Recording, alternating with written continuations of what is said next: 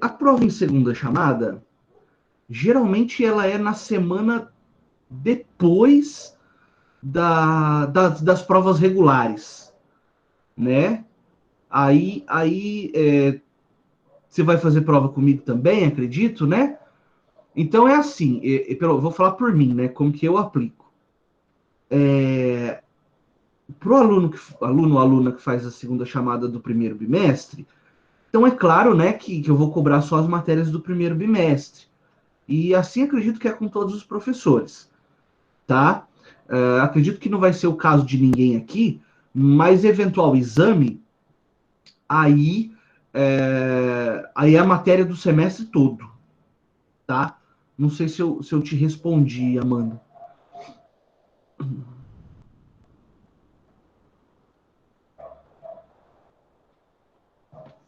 Beleza. Turma, então voltando aqui para o nosso material, veja lá. Nós falaremos hoje, nesse momento, sobre esse tema das diferenças e desigualdades sociais. E o direito, né? Como que o direito atua, ou como ele influencia ou é influenciado, né? Nessa situação. Pessoal, quando nós falamos em classes e divisão social, né? Nesse aspecto, nós temos aí uma ideia inicial, né?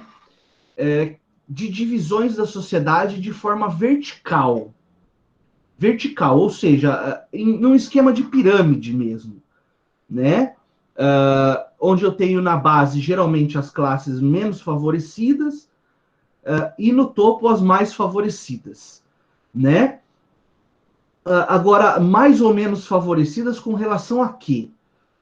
Isso varia, né? Isso varia conforme o arranjo social.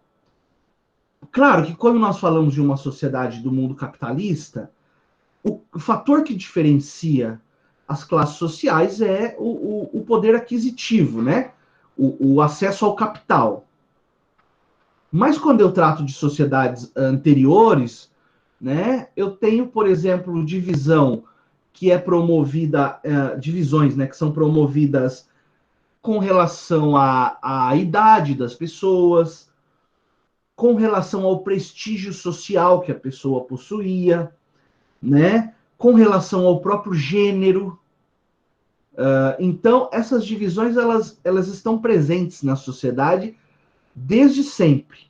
O que vai variar conforme o período e o local e o tipo da sociedade é o fator que gera a discriminação, é o fator que gera a diferença, a desigualdade, né? Então, se você pensar em sociedades pré-capitalistas, por assim dizer, você vai encontrar, né, aí algumas estruturas bem comuns, né, nos períodos, que são aí as castas, os estamentos e as classes sociais, né? Então, comecemos pelo sistema de castas. E aí, né, o mais conhecido é o direito hindu, né, o sistema indiano.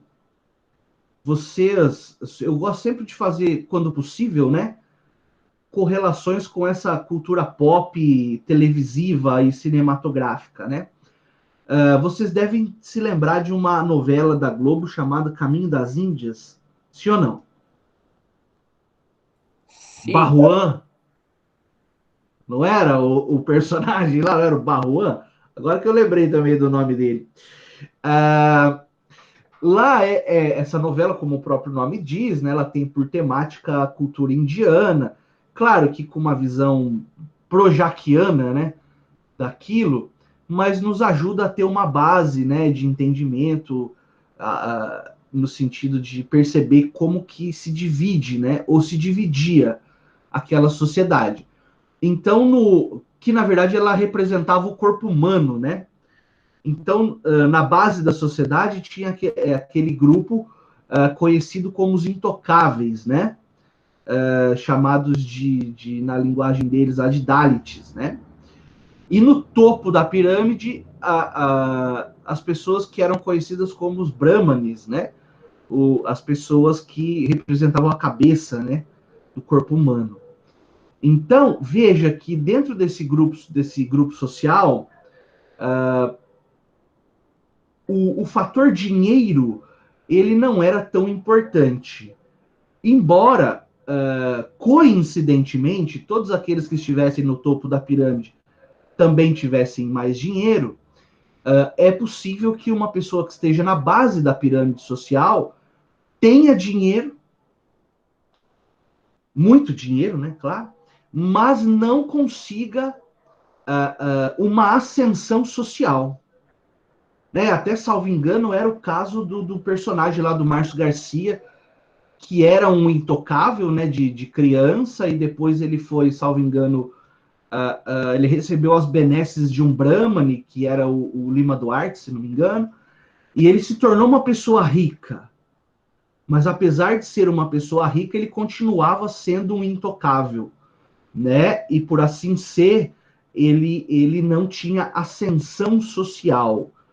Então, se você misturar com o mundo capitalista, ele estava no topo da pirâmide.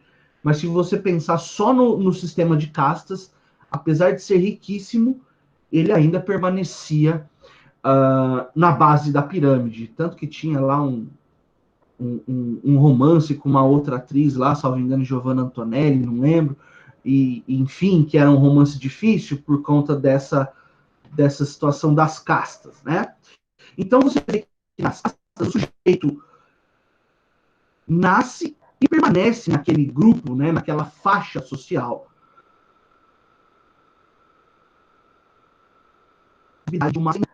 O que a cultura deles diz, né?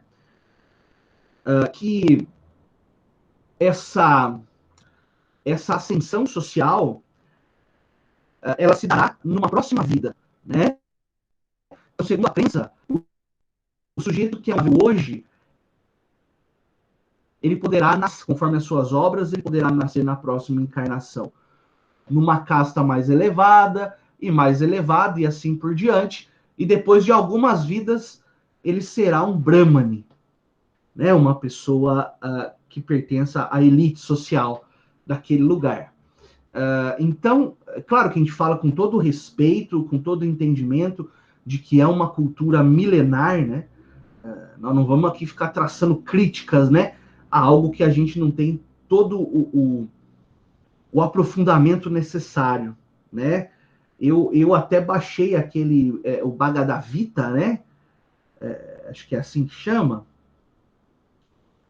Não, tem outro nome, o final é Gita. Eu baixei o livro ainda, mas não tive tempo de ler ainda, né? Porque eu sou curioso com relação a essa cultura.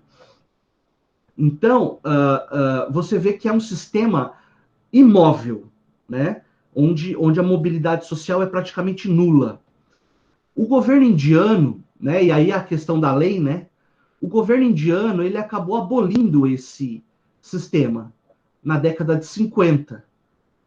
Mas culturalmente falando, né, tradicionalmente falando, ainda existem fortes resistências à mudança desse tipo de regime, né? Como eu disse, é uma tradição milenar, né? Nós podemos dizer que para muitos assuntos a Índia, aquela região, é o berço da cultura mundial, né? Então ainda existe uma resistência muito grande. Aí você vê, num outro momento, numa outra categoria, nós temos os estamentos, né? Os estamentos, eles são típicos do regime feudal, tá? Nos estamentos, eu já tenho alguma mobilidade social. Então, enquanto o sistema de castas ele é imóvel, ele é engessado, o sistema de estamentos ele permite alguma mobilidade social, né? Onde você vê lá, os estamentos eram, por exemplo, os nobres, os senhores feudais, né? Os servos. Então você vê que o sujeito que é nobre, ele pertence a um estamento. O senhor feudal também. Mas era possível que o senhor feudal se tornasse um nobre, né? Porque vocês sabem que os títulos de nobreza, eles eram outorgados pelo rei, né? Então é possível que o rei outorgasse um título de nobreza a um senhor feudal. Por exemplo, chamando de barão, de conde, duque, enfim, os vários títulos que haviam à época, né? Nós tínhamos também o estamento ou a classe dos cavaleiros, né, que não está aí, que era uma classe respeitada, né? Porque eram soldados profissionais e que viviam sob o código de honra, né, da cavalaria, algo que é romantizado nos filmes, né, e tudo mais, que é bem interessante, né? Uma referência da cultura pop que mostra esses estamentos é o Game of Thrones, né?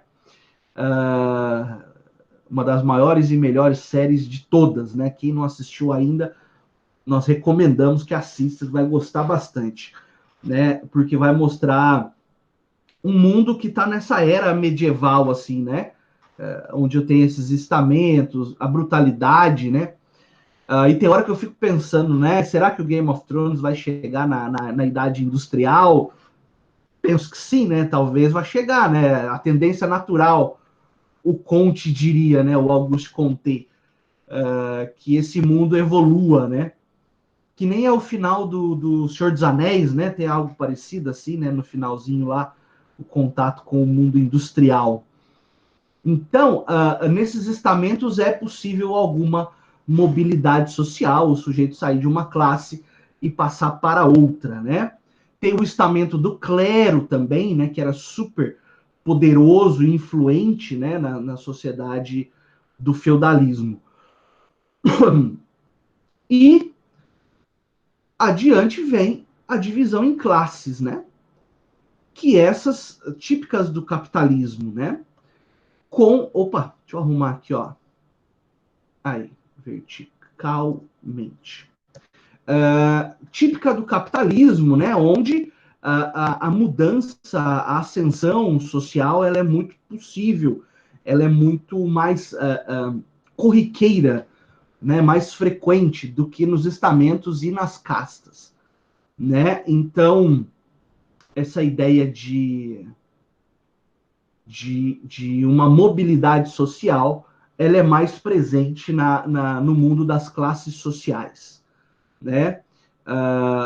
E aí toda aquela ideia, né, essa frase aqui, né, os membros de cada classe se consideram socialmente iguais, é aquilo que o Marx falou, que o Weber falou também, que é a ideia de consciência de classe, né, a ideia de autoproteção dos membros de determinada classe, tá? E essa classe pode ser econômica, pode ser uma classe profissional, né? Então, os membros de uma determinada classe econômica. No Brasil, a gente divide, né, as faixas entre A, B, C e D, por assim dizer. Até rimou, né? Então, os membros de determinada classe econômica, eles tendem a pensar igual, né? Os membros de determinada classe profissional, eles têm também um pensamento parecido e uma autoproteção. Os membros que têm um nível educacional, né? E assim vai, né? Quer ver sobre nível educacional? Não sei quem assiste Big Bang Theory ou gosta ou já assistiu. Vocês vão perceber que do grupo de 4 amigos lá, 3 têm doutorado e um tem mestrado em engenharia, né? E eles sempre fazem chacota daquele que tem o mestrado como se fosse algo menor, né? Isso a gente pode usar como um exemplo bobinho, né? Da cultura pop, de como os membros da classe que tem o doutorado, eles pensam de um jeito, não é? A excluir, pelo menos academicamente falando, aquele que tem o mestrado. É claro que nem todo lugar é assim, né? E nem deve ser. Conhecimento é conhecimento. Mas é só para você ver que isso pode ser retratado de maneira caricata, né? De maneira cômica, mas tem algum fundamento sociológico, né? Então, é claro, né, essas classes são categorias históricas, né, atreladas ao desenvolvimento da sociedade, né? E elas estão aí presentes na nossa estrutura social moderna, tá? Quando você fala da ideia de classes econômicas, né? Tá aqui com Max Weber, com Karl Marx, né? A diferenciação em classes, né? Tem a ver com a ideia de acesso aos meios de produção, que nós já conversamos em outras aulas, né?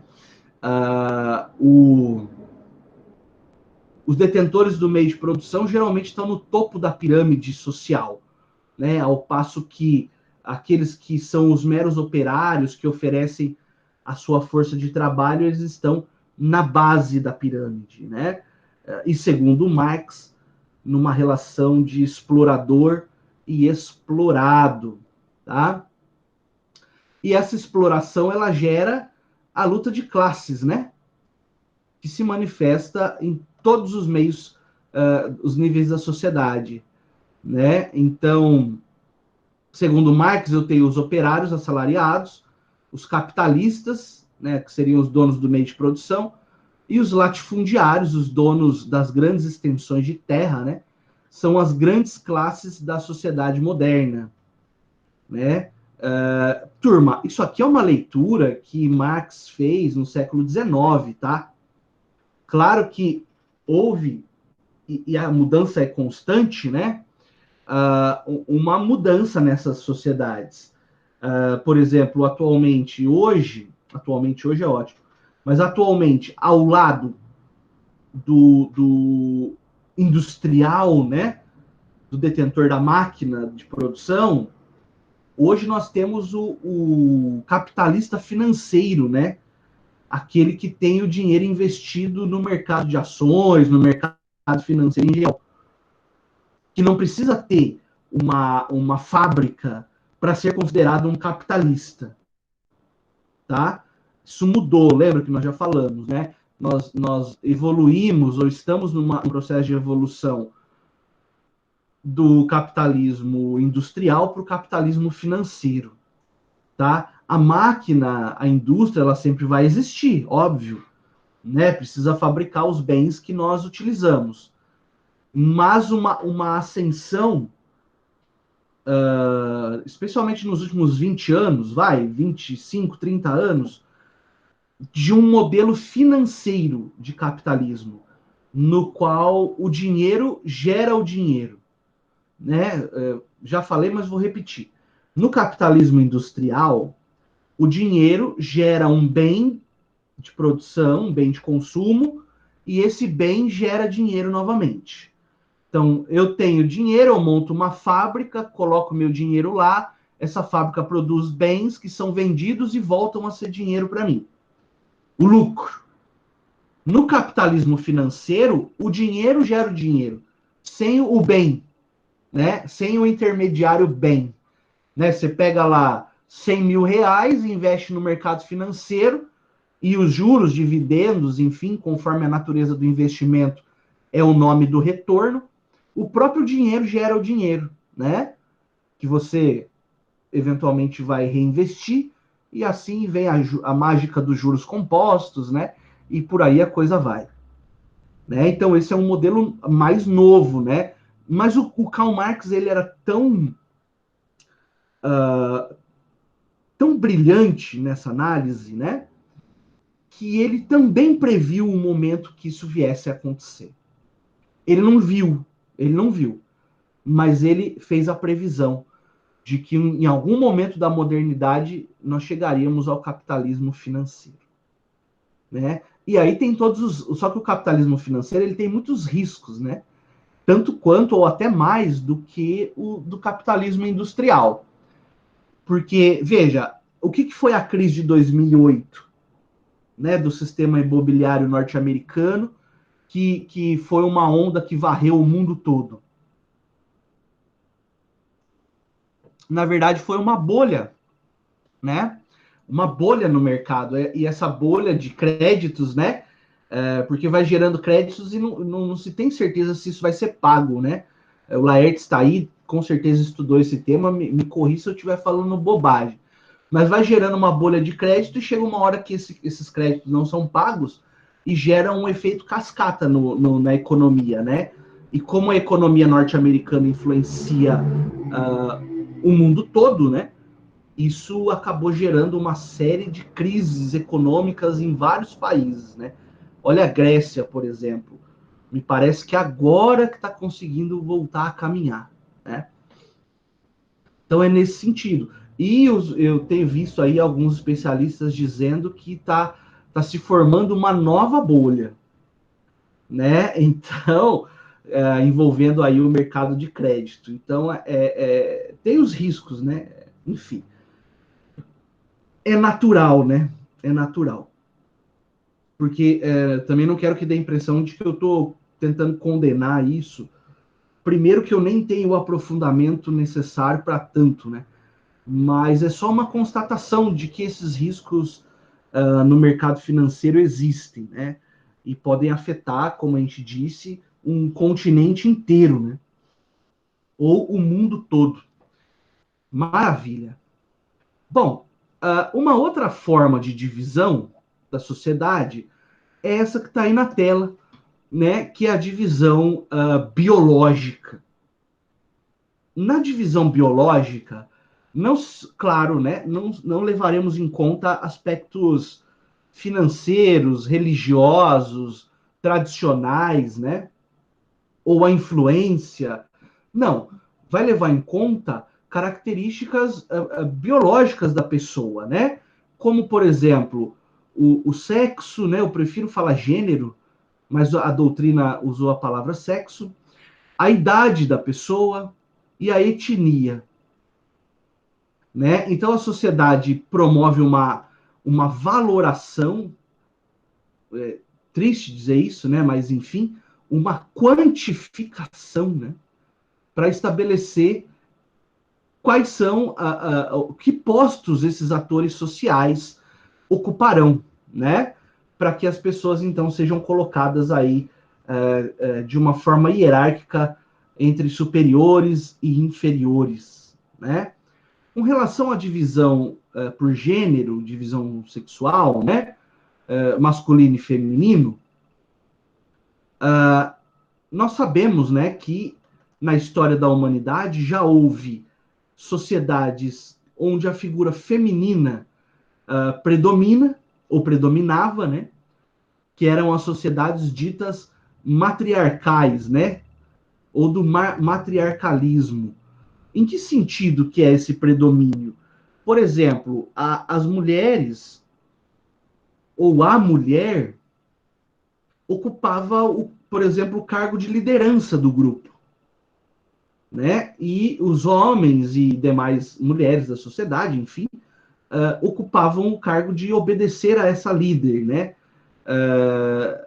Vocês já viram, né, aquelas estatuetinhas que eles encontram nos sítios arqueológicos, né?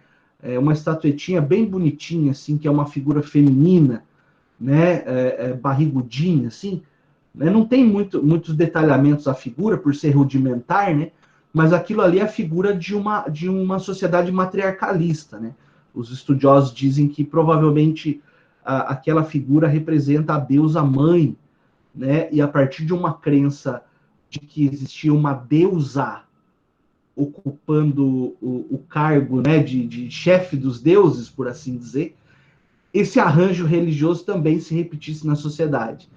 Então eu tinha uma líder, né, uma não se chamava ainda rainha, né, mas só para aproximar os termos, uma pessoa do gênero feminino que comandava o resto do grupo. Tá? Esse é o tipo de sociedade matriarcal. Nós vamos encontrar ainda, por exemplo, no reino animal, né, algumas espécies de primatas cuja sociedade é matriarcal. A fêmea é que tem o cargo de direção, por assim dizer, do grupo social, né? E depois a figura do patriarcalismo, né? Que é a maioria, penso, das sociedades que nós conhecemos, ter a figura masculina, né? Nos cargos de poder, em detrimento da figura feminina, né? Talvez um exemplo cinematográfico de sociedade matriarcal seja a sociedade lá onde a Mulher Maravilha nasceu e cresceu lá, né, na ilha lá, esqueci o nome agora, Temícera, né? É um exemplo de uma sociedade comandada e ordenada por mulheres, né? Você pode perguntar o que é melhor, né? O que é melhor, uma sociedade matriarcal ou uma sociedade patriarcal? Eu diria para você que eu não posso te responder isso, né? Porque dependeria de uma análise mais aprofundada e uma análise comparativa dessas sociedades, né? Como hoje, né, no período em que vivemos, as sociedades são na sua integralidade patriarcalistas, nós ficamos sem referência, né, para fazer um comparativo. Eu suspeito que a sociedade matriarcal ela seja mais solidária, por uma questão de natureza mesmo, né, da mulher. Mas é uma mera suspeita minha. Pois não. Professor, não seria o ideal, então, o equilíbrio dessas sociedades, tanto matriarcal e patriarcal, porque daí, equilibrada, teria-se menos preconceito, né? Com certeza, com certeza. O ideal seria mas aí passa pelo aspecto cultural também, né?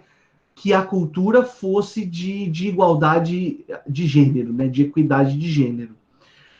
Acontece que em determinado momento da história, da evolução, o homem tomou o poder, né? E se manteve ali, e aquela velha história que para manutenção do status quo, nós temos que subjugar aquele que possa nos ameaçar, né? Aquele ou aquela.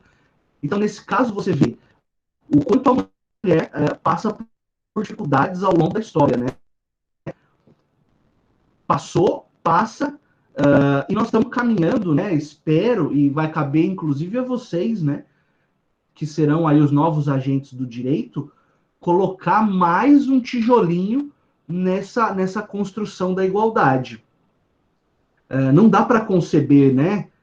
Isso é um defeito do Ocidente como um todo, acho que do mundo como um todo, né? Que a mulher faça o mesmo trabalho que um homem e receba menos por esse trabalho, né?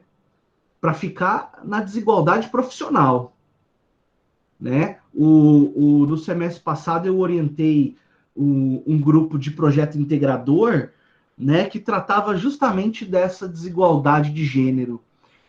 E elas, inclusive, ganharam o prêmio de melhor projeto, né? Por mérito exclusivo delas, né? O meu trabalho foi não atrapalhar, né? Que já está de bom tamanho, né? Porque elas fizeram um trabalho excelente, né? Uma exposição muito bacana, tratando dessa desigualdade de gênero e trouxeram dados assim que são alarmantes, né? Você vai passando pela violência contra a mulher, que é algo que no Brasil é inconcebível, né? Até onde nós vamos desse jeito, fico me perguntando. Depois passaram pela desigualdade no acesso à educação, no acesso a cargos de chefia, né? De direção, enfim. Então, existe sim essa cultura que se desenvolveu, infelizmente, ao longo da história, de uma cultura de subjugar a mulher, né? Quando nós percebemos, né, como eu disse para vocês, eu penso que uma sociedade matriarcal ela seria mais igualitária, seria uma sociedade menos belicosa, né, no sentido de ser menos uma sociedade menos agressiva, né? Porque são características inerentes ao gênero feminino, né? Essa característica de agregar, de acolher, né? Então, suspeito, eu não, como eu disse, eu não tenho dados e nem preparo, é só um achismo mesmo. Suspeito que uma sociedade matriarcal ela seria até mais evoluída, né? Cientificamente também. né? Tanto em aspectos sociais quanto em aspectos científicos. Legal. Por outro lado, né, nós temos uma divisão etária que leva em consideração o aspecto da idade, né? Então, olha que interessante. Naquelas sociedades que se desenvolveram antes da escrita, o que acontecia? Como que o conhecimento ele era transmitido? Através da palavra falada, né? Das histórias que os ancestrais, os mais velhos, contavam para os mais novos. Nesse aspecto, a figura das pessoas mais velhas era muito importante, porque eles eram verdadeiros arquivos vivos, né, da cultura daquele povo. Se você olhar, por exemplo, ainda alguns remanescentes de povos indígenas, né, tanto no Brasil quanto nos Estados Unidos, você vai perceber que a figura do idoso, o que nós chamamos de idoso, né, eu prefiro chamar de experiente, né, a figura daquele que é mais experiente, ela é muito valorizada, porque essa pessoa detém a história do grupo, né, e repassa para os mais novos, e assim aquele grupo social vive, né, por essas tradições que são passadas oralmente. Então, essas sociedades que não conhecem ou não conheciam da escrita, elas são sociedades gerentocráticas, quer dizer, que predomina ou que valoriza a figura dos mais velhos, dos anciãos, né? Agora, naquelas sociedades mais primitivas, ou desculpa, nas sociedades menos primitivas, mais avançadas, né? Que nós já temos a escrita e outras formas de arquivar o nosso conhecimento, aí acontece o contrário, né? E infelizmente, tá? Peço desculpa e licença para colocar o infelizmente aí, a figura dos jovens, dos idosos, ela perde o protagonismo, né? Porque no modelo capitalista da Revolução Industrial para cá, o que interessa é a força de trabalho, né?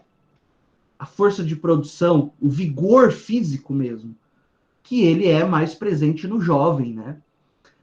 Que pode ser um bom operário que aguenta trabalhar tantas horas e tudo mais, e ao passo que a figura do idoso vai perdendo protagonismo pela falta do vigor, que é natural ao avanço da idade, e também pela desnecessidade mais, que é um absurdo, né?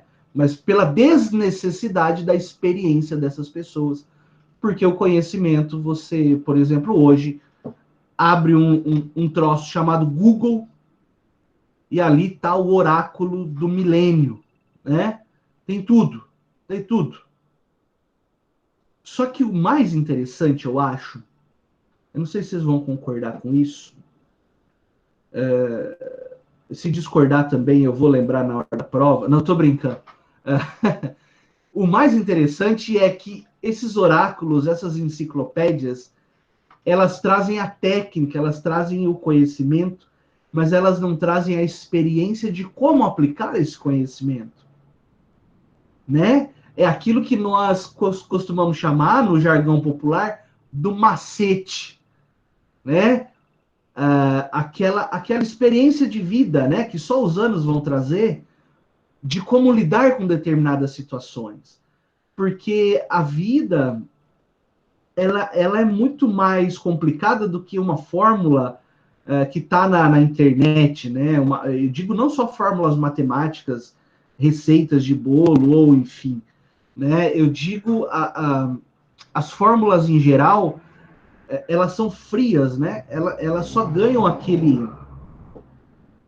toque de humanidade com a experiência, né? Então, quando eu desvalorizo e infelizmente, muitas vezes acontece até o desrespeito com relação ao idoso, é como se nós queimássemos um livro de valor inestimável, né? Porque algumas coisas nós adquiriremos, infelizmente, ou felizmente, só com o passar dos anos, né? Então, eu tomo como exemplo, e um exemplo prático da minha vida, né? Então, você pega ali, senta na frente do computador e estuda 5 horas diárias, pelo menos, né? De matérias para chegar no concurso e passar. E daí vocês vão ter oportunidade de trabalhar com juízes, promotores, advogados, defensores, delegados, enfim, várias carreiras, daquelas pessoas que já estão na carreira há uma década, duas, né? E você vai perceber que aquele conhecimento que você obtém friamente do livro, quando ele cai na realidade e diante de um profissional experiente, você percebe que o profissional experiente ele conhece os atalhos, né? Os atalhos do direito, os atalhos do processo, né? Geralmente, quando eu tenho mais de um caminho a seguir, a gente que estuda muito na parte técnica, você tende a tomar um caminho que ele pode ser um pouco mais trabalhoso, ao passo que aquele que está no dia a dia da carreira, e enfim, ele conhece atalhos, né, que podem ajudar. E isso não só no direito, né, turma? Em qualquer outra disciplina, tá? E isso só vem com a experiência mesmo. Então, no começo da carreira, é natural que nós batamos cabeça, né? Que às vezes nós nos assustemos até com determinadas situações dentro da nossa profissão. Mas aquele que é experiente, ele já passou por isso, né? E ele tem a nos oferecer aí eu diria, o supra-sumo, né? Então é muito triste. Até inclusive uma pessoa, por exemplo, que nunca tenha sentado no banco escolar. Ela é formada na faculdade da vida, que é a mais penosa de todas, né? Então, eu sempre achei que é importante, e sempre que pude fiz isso, conversar com pessoas mais velhas, né? Mais velhas, eu digo mais experientes. Porque de toda conversa você extrai uma lição, né? Então é importante estar sempre de ouvidos atentos. Travou para todos?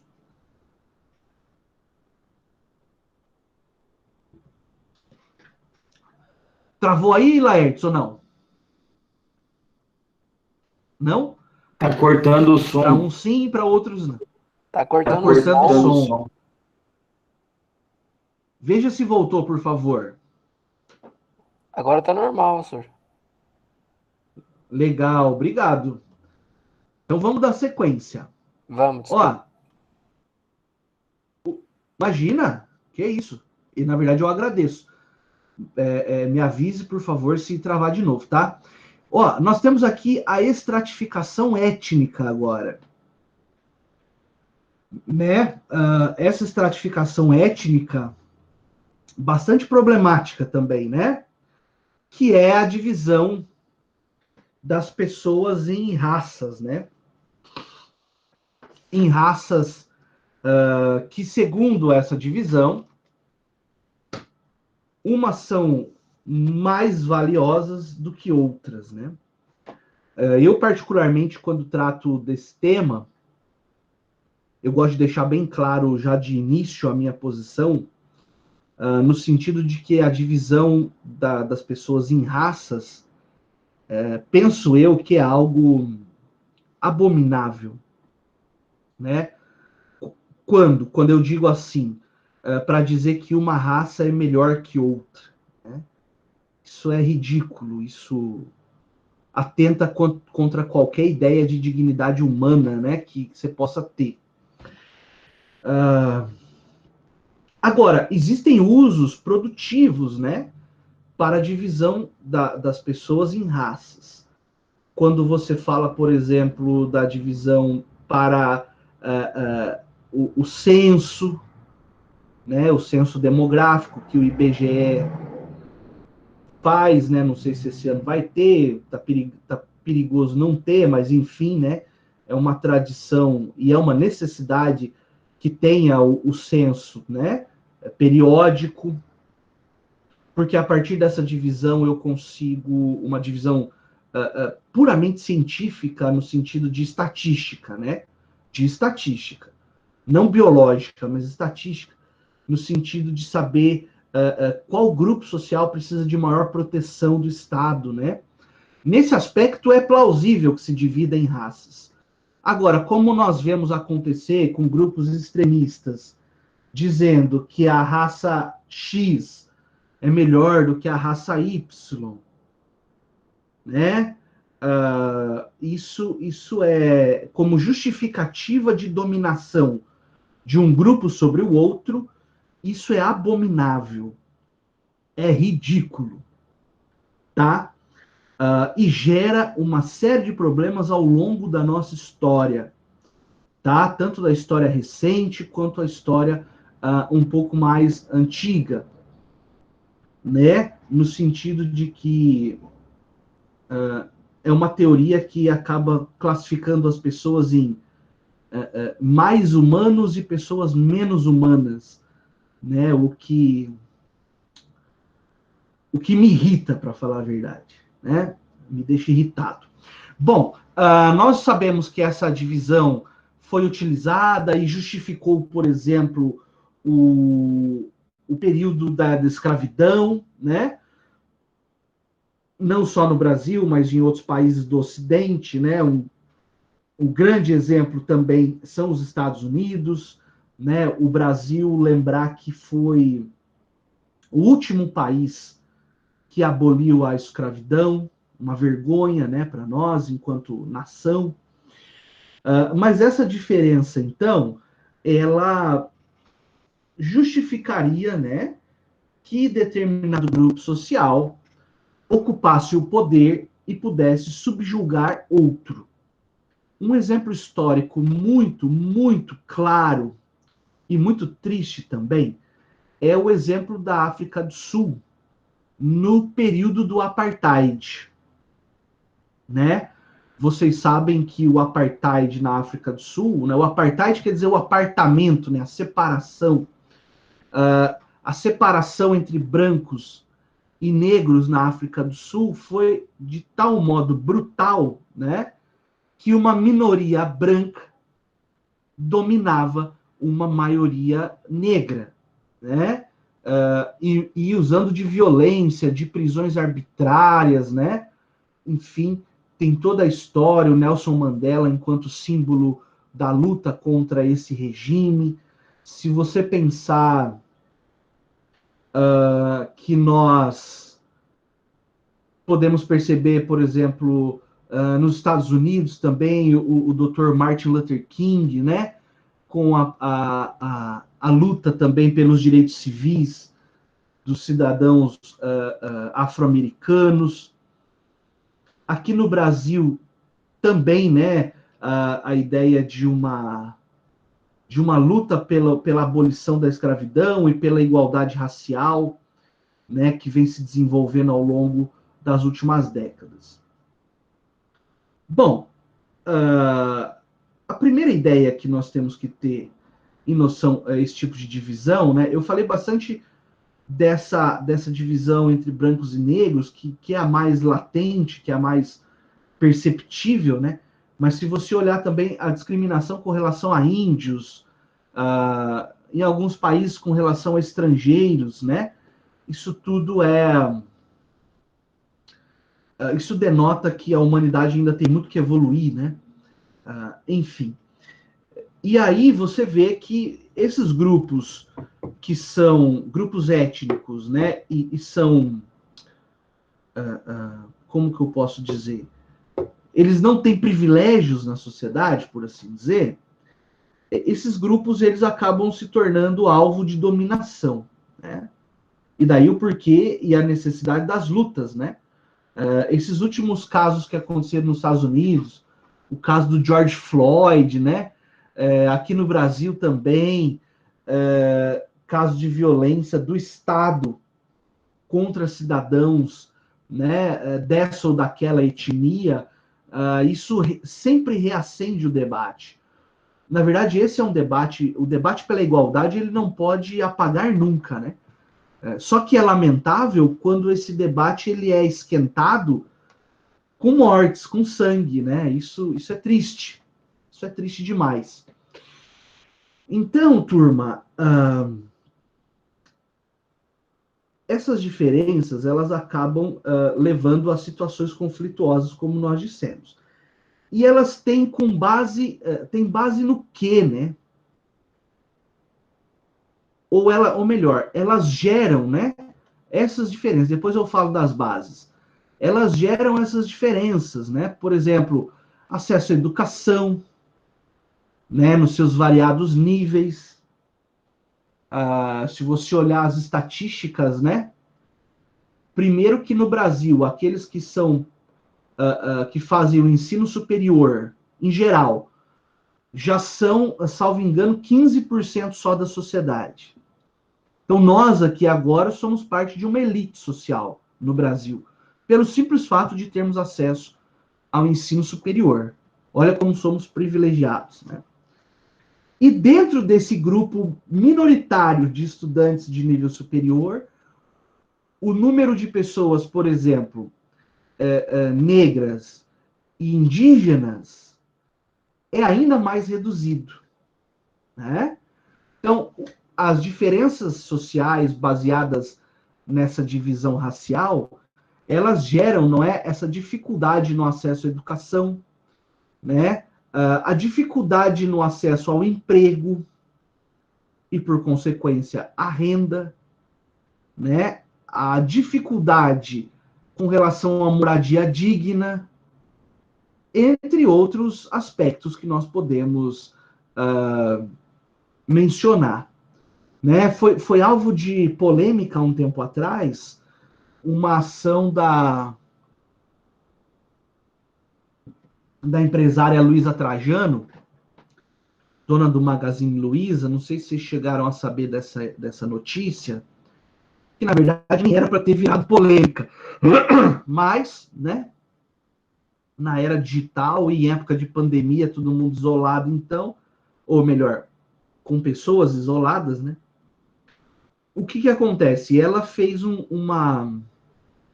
teste seletivo, né, e um curso de capacitação, ela montou, que era só para pessoas negras. Por quê? Porque vocês sabem que o Magazine Luiza é enorme, tem no Brasil inteiro, é uma baita de uma empresa, como diria o craque Neto, né, uma baita de uma empresa, e ela constatou que nos seus quadros de funcionários, pouquíssimas pessoas ocupavam cargos de liderança e gerência dentro da empresa. Pouquíssimas pessoas de cor negra ocupavam esses cargos. Então, no intuito de igualar e melhorar as oportunidades dentro da empresa que é dela, é privada, né? Ela fez esse curso, esse teste seletivo e esse curso de capacitação. E daí vieram os lacradores, os haters, toda essa galera aí, não é, para querer criticar a mulher, criticar o jeito que ela administra a própria empresa, que ela criou praticamente do nada, né? Alguns diziam que era racismo reverso. Essa tese do racismo reverso é para baixar as portas e ir embora, né? Não tem nem como discutir com quem defende esse tipo de tese, né? Eu costumo atribuir a ignorância e não a maldade, né? Prefiro enxergar que sempre todo ser humano é bom, como o Rousseau ensinou. Então eu acredito que quem prega essa tese do racismo reverso é por pura ignorância, por pura preguiça de abrir alguns livros e entender a história do racismo no Brasil, né? Mas fato é que essa iniciativa da Luísa Trajano, apesar de polêmica, ela demonstra, né, que é possível, com boa vontade e com esclarecimento, que é mais importante, né, com expansão da consciência, do intelecto, promover ações no sentido de igualar o acesso aos melhores cargos a pessoas que pertençam a essa ou aquela raça. tá? Então, Professor, beleza, Luiz, fica à vontade. Pois não, Laertes. quando eu estava em São Paulo, eu tive assim, bastante contato com descendentes dos japoneses, né? Eu acabei fazendo bastante negócio com eles lá. Aham. E eles, culturalmente, todos os filhos deles, de japoneses, né, que são descendentes, né, eles fazem faculdade. Então, a cultura deles é voltada para que se tenha o estudo e aprimore o intelecto de cada indivíduo. Uhum. Entendi. Então, mas isso poderia ser construído aqui também, né? Porque é uma construção que vem de décadas, né? De séculos até. Se você parar para pensar, nos Estados Unidos também é assim, né? Uma grande preocupação dos pais, desde quando a criança nasce, é salvar dinheiro, guardar dinheiro para a faculdade, né? Você vê, por exemplo, eu gosto de assistir, agora não tenho mais tanto tempo assim, mas eu gosto de assistir alguns jogos da NFL, por exemplo, lá do futebol deles, né? E é interessante que a hora que vai dar a ficha técnica do jogador, para quem nunca assistiu, então tá lá, jogador fulano, tantos anos, pesa tanto, joga em tal posição, veio da faculdade tal. Todos, né?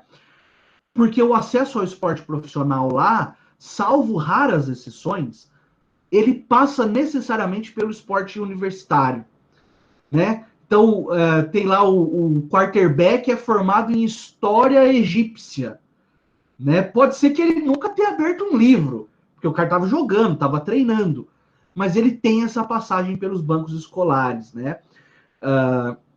Claro que tem os jogadores que são pérolas, que não tiveram acesso à escola, porque isso acontece muito lá também, né?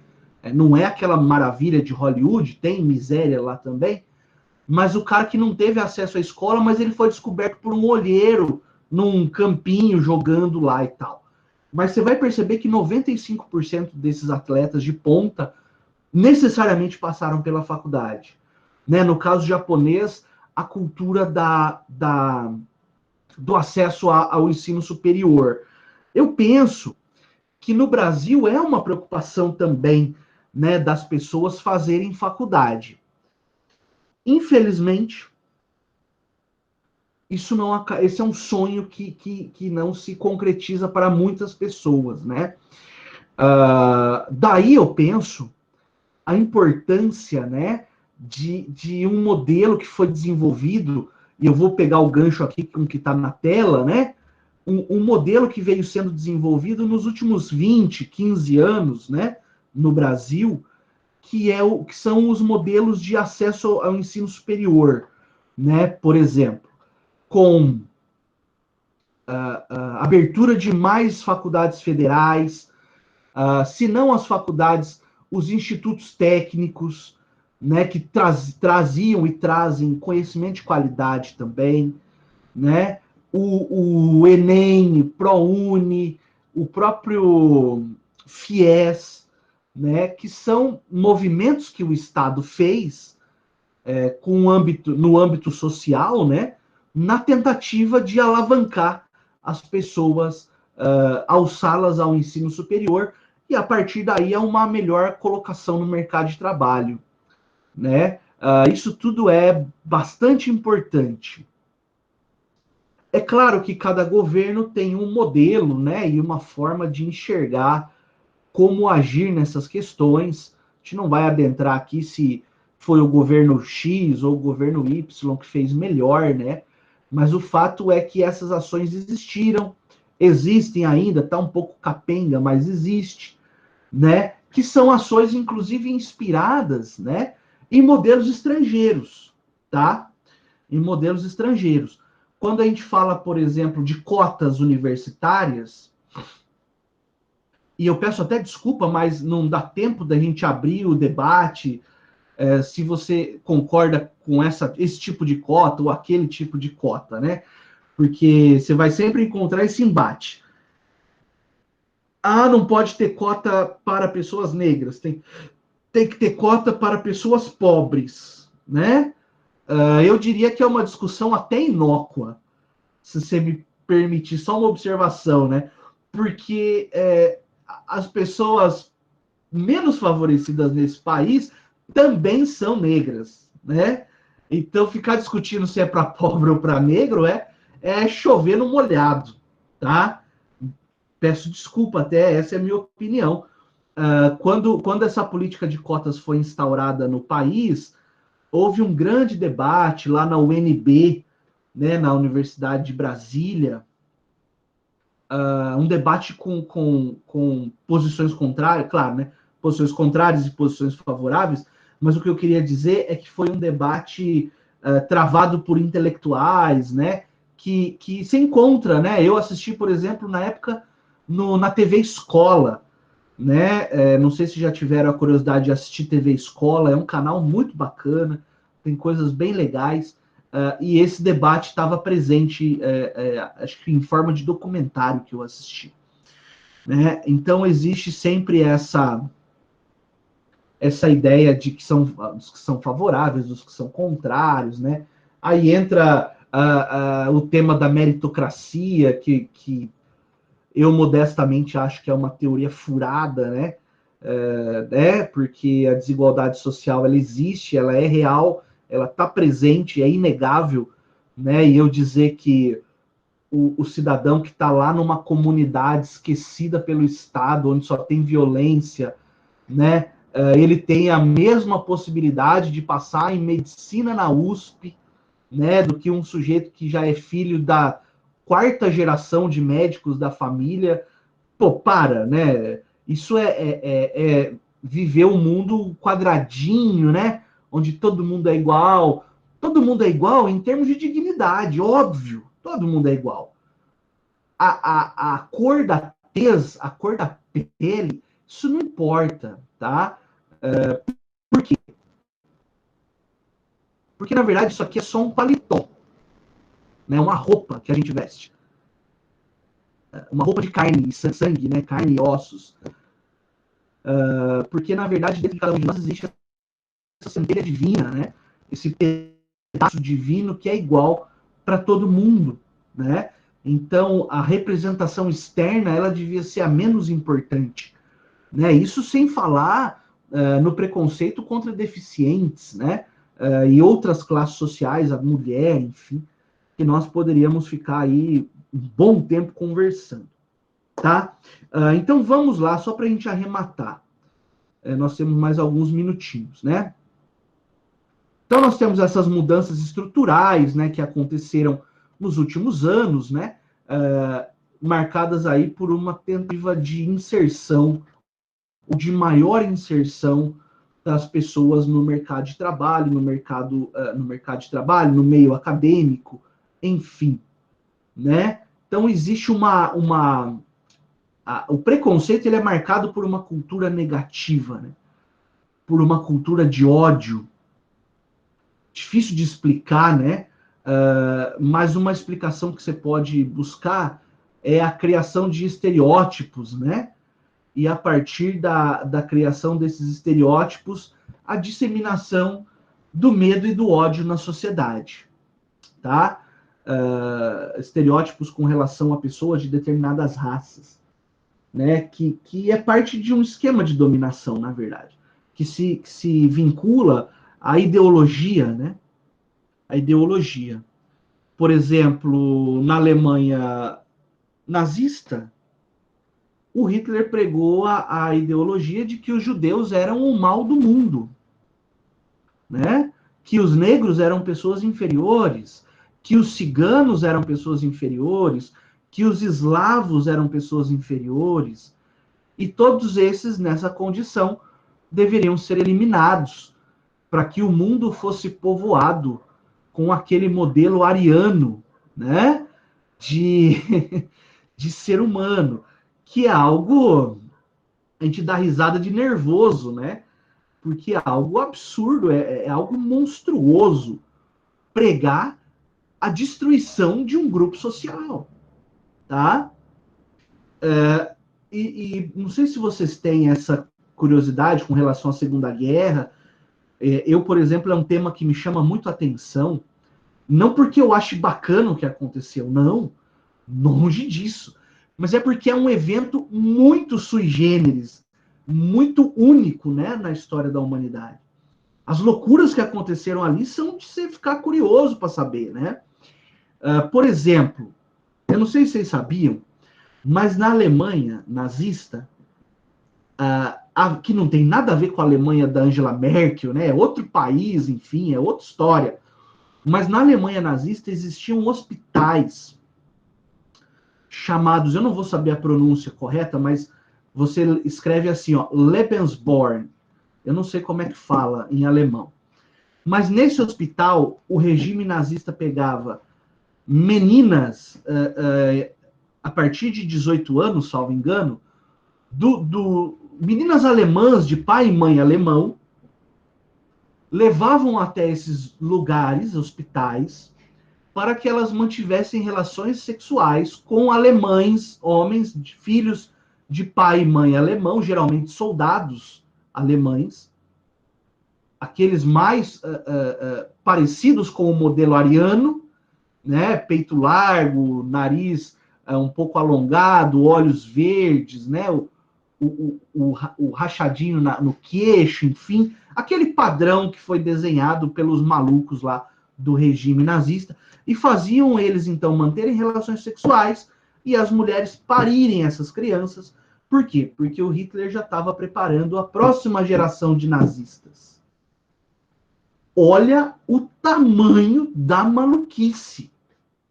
Então, numa ponta, ele preparava isso, que eram os historiadores falam que eram verdadeiras estrebarias, né? Verdadeiros criadouros de seres humanos. Né? Que nem muita gente faz com cachorro, que eu também já acho errado, né? Coloca a cadelinha lá para criar e vender cachorrinho. O governo nazista fazia isso com pessoas. Então, numa ponta fazia essas loucuras e na outra os fornos, né, crematórios para dizimar seres humanos indesejados. Ora, veja que essa maluquice, essa loucura, né, é algo que efetivamente aconteceu. Porque quando você começa a ler a história da Segunda Guerra, nos seus detalhes, você fala, não é possível que isso seja verdade. Né? Isso foi escrito por alguém maluco, né? Mas não, gente, aconteceu.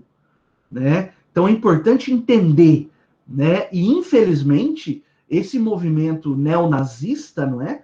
Ele vem ganhando força de novo no mundo, né? Eu creio e peço a Deus que fique limitado a essa meia dúzia de inconsequentes, né? Que estão espalhados aí pelo planeta.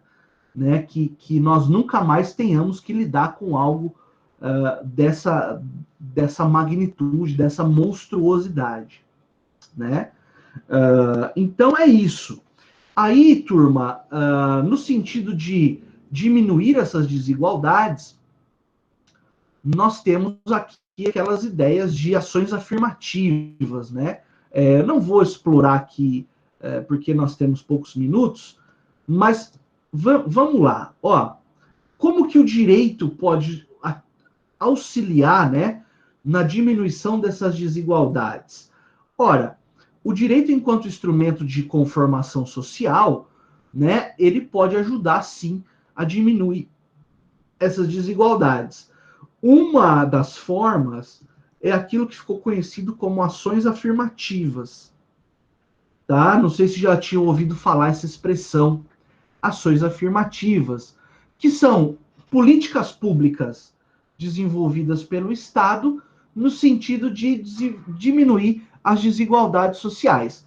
Exemplo, distribuição de renda, né? Programas de distribuição de renda. Outro exemplo, o sistema de cotas universitárias, o sistema de cotas em concursos públicos, né? São todas atuações do Estado no sentido de diminuir esse abismo que existe entre as raças e classes sociais, né? E aí destaca-se, por exemplo, o teórico norte-americano, que está aí na tela, né? O John Rawls, que desenvolveu uma teoria da justiça social, né? No âmbito norte-americano, né? Que é notadamente liberal. Então você vê como ele foi ousado, né? E como essa desigualdade social ela incomoda alguns pensadores, né? E deve incomodar mesmo. Então, o John Rawls, dentro de um sistema liberal norte-americano, ele concebeu uma teoria que era igualitária, que tentava fazer com que as pessoas fossem iguais, né? É claro que ficou no campo teórico, né? Ele foi muito criticado, inclusive, na época que ele escreveu, nos idos dos anos 60, 70, né? Mas ele dizia basicamente o seguinte, turma. No momento da concepção de um Estado, por exemplo, quando vai se criar um Estado ou fazer uma nova Constituição para um Estado, é preciso que aquelas pessoas, por exemplo, o Chile, né? O Chile está preparando uma nova Constituição, né? A gente tem que ficar de olho no que vai acontecer no Chile, né? Em termos sociológicos e jurídicos. Mas ele diz o seguinte: quando se vai fazer uma nova Constituição ou criar um novo Estado, quando eu vou, por exemplo, escrever a Constituição, é preciso que aqueles que responsáveis por essa elaboração, eles se coloquem diante ou sob um véu de ignorância. O que quer dizer isso? Quer dizer que eu não sei a minha posição na sociedade. Então, eu ignoro quem eu sou, materialmente falando, e penso nas hipóteses. Eu poderia ser uma mulher na sociedade, grupo minoritário. Eu poderia ser membro de determinada raça ou de determinada classe, ou possuir tal deficiência. Por quê? Porque não sabendo da minha posição na sociedade, eu tendo a tentar proteger todos os grupos. Porque eu posso estar inserido nele. De uma forma de autoproteção, eu promovo uma proteção coletiva, né? Grosso modo, tá? É que eu dizia a sua tese. Né? Que as pessoas pudessem ser tratadas com equidade, tá? Que é a posição do véu da ignorância. Turma, eu vou encerrar por aqui. Eu não vou entrar, então, também nesse tema 5, 4.5, mas ele é muito fácil de entender, né? Você vai ler depois lá que a judicialização é o acesso à justiça, né? E a juridificação, a juridicização, né? Tem a ver com um tratamento jurídico da política econômica, tá? Como que o direito pode influenciar na economia, tá? Alguma dúvida com relação ao que nós conversamos até agora? Tudo tranquilinho?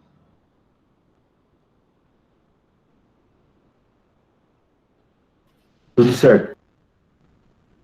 Legal. Pessoal, então,